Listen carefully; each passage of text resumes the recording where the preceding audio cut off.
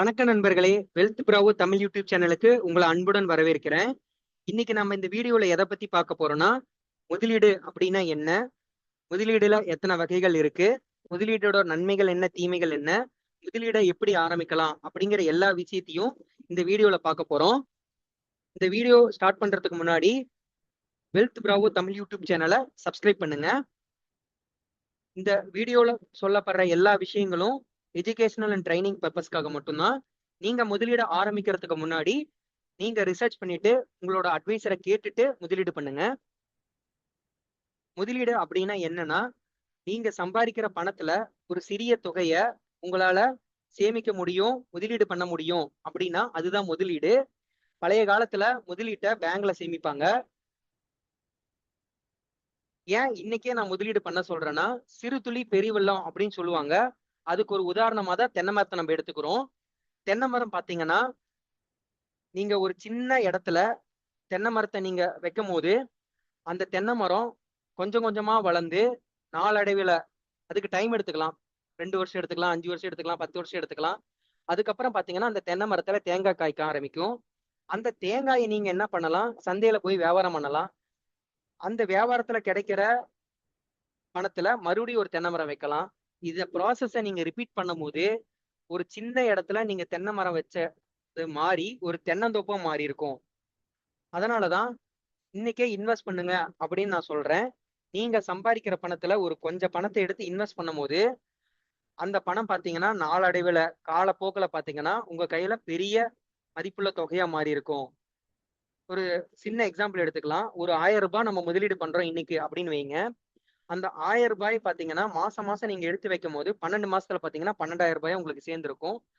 அதே ப்ராப்பரா ஒரு இடத்துல இன்வெஸ்ட் பண்ணும்போது உங்களுக்கு கூடுதலா ஒரு அமௌண்ட் கிடைச்சிருக்கும். அது 12,000க்கு மேல 13,000 இருக்கலாம், 14,000 இருக்கலாம்.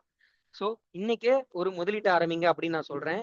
ஏன் 1000ல இருந்து ஸ்டார்ட் பண்ணும் அப்படின்னு சொல்றேன்னா, இன்னைக்கு ஒரு மாசத்துல ஒரு 1000 ரூபாய்ங்கிறது ஒரு சிம்பிளான விஷயம். எல்லாத்தினாலுமே பண்ண முடியும். அதனாலதான் 1000ல இருந்து தொடங்குங்க அப்படின்னு நான் சொல்றேன். 1000ல இருந்து தொடங்க முடியலையா, ஒரு 100 ரூபாயில இருந்து இன்வெஸ்ட் பண்ணுங்க அப்படின்னு சொல்றேன். ஏன்னா இன்னைக்கு 100 ரூபாய்க்கு மியூச்சுவல் ஃபண்ட்ல நம்மளால ஷிஃப்ட் பண்ண முடியும். அதனாலதான் 100 ரூபாயில இருந்தாச்சும் ஸ்டார்ட் பண்ணுங்க அப்படின்னு சொல்றேன். அதே மாதிரி 100 ரூபாய்க்கு ஒரு நல்ல ஸ்டாக்ஸ் எல்லாம் இந்தியன் மார்க்கெட்ல கிடைக்குது. நீங்க ரிசர்ச் பண்ணி வாங்கிக்கலாம். அடுத்து 1000 நம்ம எப்படி பிரிக்கிறது அப்படிங்கறத நம்ம பார்க்கலாம். 1000 பாத்தீங்கன்னா நம்ம 4ஆ பிரிச்சுக்கலாம். முதல்ல பாத்தீங்கன்னா ஒரு 300 வந்து எமர்ஜென்சி ஃபண்டுக்கு சேர்த்தலாம். அடுத்தது பாத்தீங்கன்னா ஒரு 400 ரூபாயை பாத்தீங்கன்னா மியூச்சுவல் ஃபண்ட் சிப்ல போடலாம். அடுத்து ஒரு 200 ரூபாயை பாத்தீங்கன்னா கோல்டு இடிஎஃப் கோல்டு சேவிங்ஸ் எல்லாம் நம்ம இன்வெஸ்ட் பண்ணலாம். மீதி இருக்கிற 100 ரூபாயை உங்களோட லேர்னிங்ஸ்க்காக நீங்க வச்சுக்கலாம். எமர்ஜென்சி ஃபண்ட், ஏன் எமர்ஜென்சி ஃபண்ட் இம்பார்ட்டன்ட் அப்படிங்கிறத நம்ம இப்ப பார்க்கலாம். நீங்க ஒரு குறிப்பிட்ட அமௌண்ட்டை எமர்ஜென்சி ஃபண்ட்ல எடுத்து வைக்கும் போது அந்த எமர்ஜென்சி ஃபண்ட் என்ன ஆகும்னா நாளடைவில் ஒரு பெரிய அமௌண்ட்டை சேர்ந்துருக்கும். உங்களுக்கு ஒரு இப்ப வேலை இருக்கலாம். அந்த வேலை போகும் பட்சத்துல நீங்க எமர்ஜென்சி ஃபண்ட்ல இருந்து அந்த அமௌண்ட் எடுத்து உங்களோட டே டு டே ஆக்டிவிட்டிஸ்க்கு நீங்க யூஸ் பண்ணிக்கலாம். அந்த டே டு டே ஆக்டிவிட்டிஸ் என்னென்னலாம் இருக்கலாம்னா உங்களோட சாப்பாடா இருக்கலாம், உங்க ரெண்டா இருக்கலாம், என்ன வேணாலும் இருக்கலாம். அதனாலதான் எமர்ஜென்சி ஃபண்ட் ரொம்ப இம்பார்ட்டன்ட் அப்படின்னு நான் சொல்றேன். அடுத்தது மீதி இருக்கிற சின்ன அமௌண்ட்டை வந்து நீங்க மியூச்சுவல் ஃபண்ட்ல போடலாம். மியூச்சுவல் ஃபண்ட்ல எப்படி போடலாம் அப்படிங்கிறத நம்ம சிம்பிளா இங்க சொல்லியிருக்கேன். சரி, நீங்க பாத்தீங்கன்னா உங்களுக்கு ஒரு டிமெண்ட் அக்கௌண்ட் தேவை அப்படிங்கிறது கூட கிடையாது. மியூச்சுவல் ஃபண்ட் ஆரம்பிக்கிறதுக்கு நீங்க ஒரு எக்ஸாம்பிள் ஒரு மோதிலால் யூஸ்வால் அப்படிங்கிற மியூச்சுவல் ஃபண்ட்ல வந்து நீங்க ஒரு 100 ரூபாய் போட போறீங்க அப்படின்னா அந்த நிறுவனத்திலேயே நீங்க போயிட்டு லாகின் பண்ணிட்டு உங்களோட கேவிசி கம்ப்ளீட் பண்ணிட்டு உங்களோட 100 ரூபாயை நீங்க சிப்ப ஸ்டார்ட் பண்ணிடலாம்.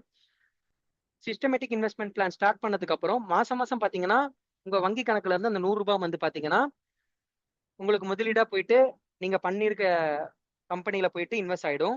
ஸோ மியூச்சுவல் ஃபண்ட்ல இன்வெஸ்ட் பண்றதுங்கிறது ஒரு நல்ல சாய்ஸ். அதுவுமே உங்களோட ஓன் ரிஸ்க் இருக்கு. அதை நீங்க பார்த்துட்டு இன்வெஸ்ட் பண்ணலாம். ஸோ இதுவுமே ஒரு வகையான முதலீடு தான். அடுத்தது பங்கு முதலீடு. நீங்க ஸ்டாக்ஸ்ல இன்வெஸ்ட் பண்ணும் அப்படின்னு நினைச்சீங்கன்னா உங்களுக்கு ஒரு டிமேட் அக்கௌண்ட் தேவை. அந்த டிமேட் அக்கௌண்ட் எப்படி ஓபன் பண்ணும் அப்படிங்கிற லிங்க் நான் டிஸ்கிரிப்ஷன்ல கொடுக்குறேன். வேணுங்கிறவங்க யூஸ் பண்ணிக்கலாம். ஏன் பங்குல முதலீடு பண்ணும் அப்படிங்கறத சொல்றேன்னா, நம்ம இந்தியா பாத்தீங்கன்னா நம்ம கிட்ட இந்தியாவில் எல்லா வகையான பெரிய பெரிய நிறுவனங்களும் இருக்கு. வங்கித்துறை இருக்கு, ஐடி துறை இருக்கு, தொழில்துறை, தொலைத்தொடர்பு துறை எல்லாருமே இருக்கு. நீங்க பாத்தீங்கன்னா ஒரு சின்ன சின்ன பங்கை நீங்க வாங்கும் போது அந்த பெரிய பெரிய நிறுவனங்கள்ல நீங்களும் பார்ட் ஆஃப் த இன்வெஸ்டரா இருப்பீங்க. ஸோ உங்களுக்கான ஷேர்ஸும் அலோகேட் ஆயிரும். ஸோ இன்னைக்கு பாத்தீங்கன்னா 10 ரூபாய் அந்த ஷேரோட வேல்யூ அப்படின்னா ஃபியூச்சர்ல பாத்தீங்கன்னா அந்த ஷேரோட வேல்யூ 100 ரூபாய் கூட இருக்கலாம். ஸோ நீங்க நல்ல நிறுவனத்துல இன்வெஸ்ட் பண்ணும் போது உங்களோட முதலீடு பாத்தீங்கன்னா பல மடங்கா வளர்ந்து இருக்கும். நீங்க இன்வெஸ்ட் பண்ணும் ஷேர் மார்க்கெட்ல அப்படின்னு நினைக்கிறீங்கன்னா அதுக்கு உங்களுக்கு ஒரு டிமேட் அக்கௌண்ட் தேவை. ஸோ அதுல எப்படி பை செல் பண்றது அப்படின்னு டீட்டெயில்டா வீடியோ வேணும் அப்படின்னா நீங்க டீட்டெயில்னு கமெண்ட் பண்ணுங்க. ஸோ அதுக்கு நான் உங்களுக்கு டீட்டெயில்டா ஒரு வீடியோ போடுறேன். ஸோ இதுவுமே ஒரு இன்வெஸ்ட்மெண்ட் தான். நல்ல நிறுவனங்கள்ல பங்குகளை வாங்குறதுங்குமே ஒரு இன்வெஸ்ட்மெண்ட் தான். அடுத்தது பாத்தீங்கன்னா கோல்டு இடிஎஃப். கோல்டு ஏன் கோல்டு இடிஎஃப்? இப்போ நீங்க முதல்ல சேமிப்பு சேவிங் அமௌண்ட் வந்து 3 நாளா பிரிச்சிங்க. அதுல பாத்தீங்கன்னா ஃபர்ஸ்ட் வந்து எமர்ஜென்சி ஃபண்ட் கொடுத்துட்டீங்க, அடுத்து மியூச்சுவல் ஃபண்ட் ஷிஃப்ட் கொடுத்துட்டீங்க, அதுக்கு அடுத்தது பாத்தீங்கன்னா ஷேர்ல டைரக்டாவே இன்வெஸ்ட் பண்ணிட்டீங்க. மீதி இருக்கிற கொஞ்சம் அமௌண்ட்டை நம்ம கோல்டா வாங்கிக்கலாம். ஏன்னா எப்பெல்லாம் ஷேர் மார்க்கெட் வந்து பாத்தீங்கன்னா டவுன் ஆகுதோ அப்பெல்லாம் பாத்தீங்கன்னா கோல்டோட விலை ஏறும். எப்பெல்லாம் கோல்டோட விலை இறங்கும் போதோ அப்போ ஷேர் மார்க்கெட்டோட விலை ஏறும். ஸோ எல்லாமே வந்து டைரக்ட்லி ஆப்போசிட்டா இருக்கும். ஸோ நீங்க எல்லா வகையிலையும் நீங்க இன்வெஸ்ட் பண்ணிட்டு இருக்கும் போது உங்களுக்கு ஏதோ ஒரு சேவிங் உங்களை காப்பாற்றும்.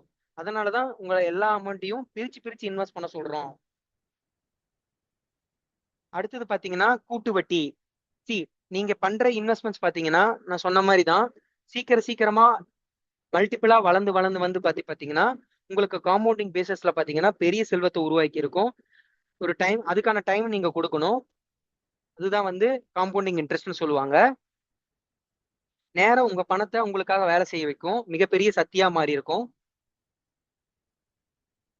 புதுசா ஸ்டார்ட் பண்ற இன்வெஸ்டர்ஸ்லாம் செய்யக்கூடிய 4 தப்பு பாத்தீங்கன்னா யாரோ ஒருத்தர் சொல்றாங்க, ஏதோ ஒரு யூடியூப்ல சொல்றாங்க அப்படின்னு சொல்லிட்டு ஒரு ஷேரை போய் வாங்குறது, ஒரு மியூச்சுவல் ஃபண்ட்ல இன்வெஸ்ட் பண்றது, அப்புறம் பாத்தீங்கன்னா அடிக்கடி பாத்தீங்கன்னா ஷேரோட விலையை செக் பண்றது, ஒரே இடத்துல பாத்தீங்கன்னா இன்வெஸ்ட் பண்றது, அப்புறம் ஒரு திடீர்னு மார்க்கெட் டவுன் ஆகும் போது அந்த பணத்தை ஷேர்ஸை விற்கிறது. இதெல்லாம் பாத்தீங்கன்னா உங்களை வந்து முதலீட்டாளர்கள் வந்து பெரிய தப்பு செய்யறாங்க. இந்த இடத்துலலாம் இதெல்லாம் கரெக்ட் பண்ணாவே நாம வந்து பாத்தீங்கன்னா பெரிய இன்வெஸ்டரா மாறிடலாம்.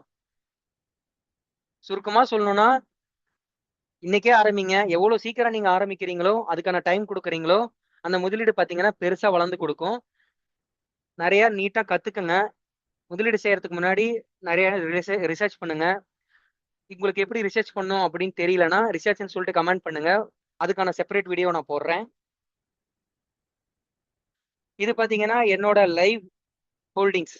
நான் எந்தெந்த ஷேர்ஸ் எல்லாம் ஹோல்ட் பண்ணியிருக்கேன் அப்படின்னு உங்களுக்கு சாம்பிள் காட்டியிருக்கேன். நான் ஜீரோதால இன்வெஸ்ட் பண்ணியிருக்கேன். ஸோ அதுல வந்து நிறைய ஷேர்ஸ் வாங்கியிருக்கேன். நான் எப்பயுமே என்னோட மக்களுக்கு நான் என்ன பண்றேனோ அதை தான் சொல்லி தருவேன். ஸோ நான் ஷேர்ஸை வாங்கியிருக்கேன். இது பார்த்தீங்கன்னா மியூச்சுவல் ஃபண்ட் ஆப். இதுலையுமே நான் இன்வெஸ்ட் பண்ணியிருக்கேன். நன்றி மக்களே.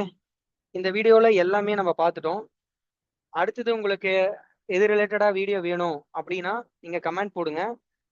அந்த வீடியோ பிடிச்சிருந்தா லைக் பண்ணுங்க, சப்ஸ்கிரைப் பண்ணுங்க, பெல் சிம்பிளா அழுத்துங்க. இந்த வீடியோட முக்கியமான நோக்கம் அப்படின்னு பாத்தீங்கன்னா இன்வெஸ்ட்மெண்ட் பத்தி எல்லாத்துக்கும் கொண்டு போய் சேர்க்கணும் அப்படின்னு தான். நன்றி மக்களே, நன்றி.